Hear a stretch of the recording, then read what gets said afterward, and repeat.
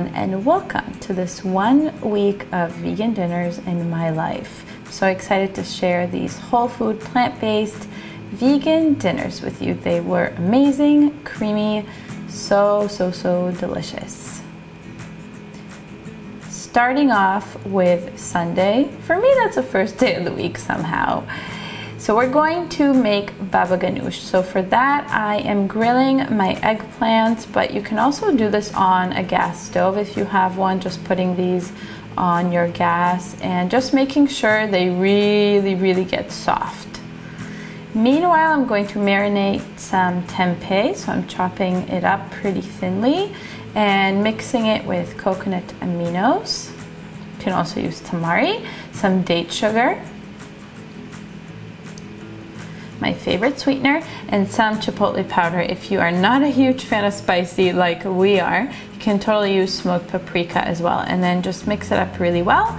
And meanwhile, we are going to be chopping up our veggies. So we have some cherry tomatoes, some cucumbers, and some bell pepper, and you will see a theme of things being used over and over because of course I shop for the week and we do have quite a bit of variety in our diet, but it's just nice to use some stuff over and over.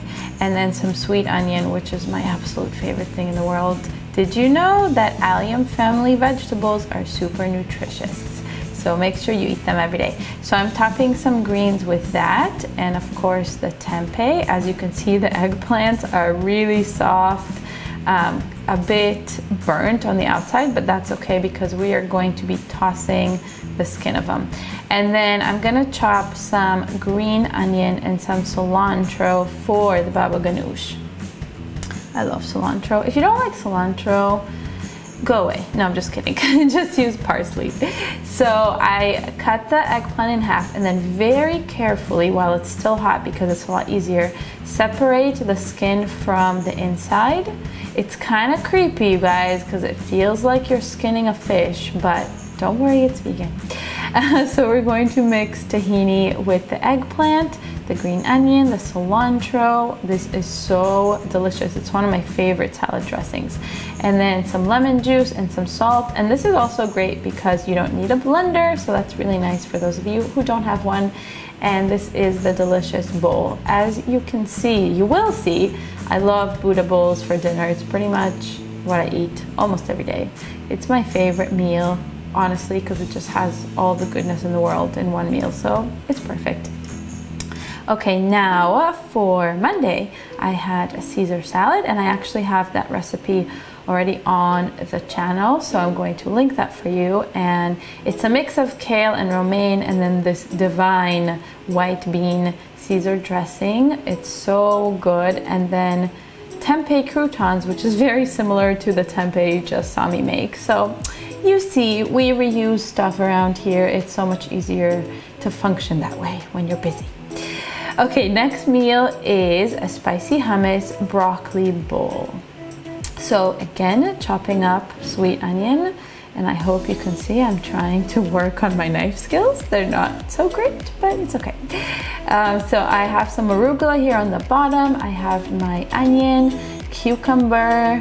We are using those same veggies again and again, which is great because they're in the fridge and they need to be used. And I like to buy in bulk too, so then it's a lot cheaper for your veggies. And then we have some cherry tomatoes, love those, so good. And last but not least, we have our bell pepper. Again, one more time. I love bell pepper. And then I also steamed up some broccoli, so I'm putting that into the bowl. And then I'm gonna make some hummus. This is my turmeric hummus, which I also have the recipe for. The only difference is I made it a little bit more spicy, so I added some jalapeno, some of this amazing sriracha, which you have to try, and some cilantro. So I'm gonna link that for you in the description as well. And then in the bowl, I also added some chickpeas on top and some sauerkraut by Wild Brine, which is really delicious, and it's raw, so you're getting probiotics. I highly recommend getting in fermented foods into your diet. So now, this is Wednesday, our tofu feta Greek salad. So again, the tofu feta is on the channel as well. It's a super simple recipe, but it's so delicious. It's like 5 ingredients, I think. So please give this a try. I absolutely love it. So I'm going to roast that off with some tomatoes in the oven. Before I can make my salad, I'm getting rid of this. I hate fennel. I'm making it for Tomer. If you hate fennel, say something in the comments, please, to support me. Okay, now that we got rid of that fennel, we have some greens. Always get your greens in. Some bell pepper, some onion, some cucumber, again and again. And then we have our chickpeas left over from yesterday, some hummus from yesterday, and then the roasted tomatoes. I honestly love these just like with nothing because they are incredible. And we have so much flavor with the other things like the capers and the olives, totally optional for those of you who dislike them. And then for a bit of fermented flavor and saltiness, I added some ume plum vinegar, which is actually fermented with ume plums. This is our little garden, work in progress. And I happened to find a little girl over there sleeping in the garden. How cute is she? Okay, now it's Thursday and I made tons of goodies for my mom's birthday. This is Tomer having some Palomar Mountain water. So we went on a hike for my mom's birthday at Palomar Mountain. It was absolutely beautiful and a little bit cold. And then we ate so much food. We had the Caesar salad again because my parents are obsessed with it. We always have some cut up veggies in all of our celebrations and then some more dressing, so we kind of dip them in there. But it's really nice to have fresh veggies whenever you have a big meal. And then some spaghetti squash. I have that recipe too with really good marinara, Moroccan marinara sauce. And then I also made some pumpkin seed cheese that I dehydrated. That's why it's like sort of hard on the top. It was really yummy. That is the spaghetti squash. So I'm gonna link that recipe for you. You gotta try it. So good, so delicious. And of course, the amazing, the beautiful birthday cheesecake. My mom loved it. It's with some really awesome secret ingredients. So I really hope you try that one. It's a pretty easy recipe as well. It was yummy. That was my mom's birthday.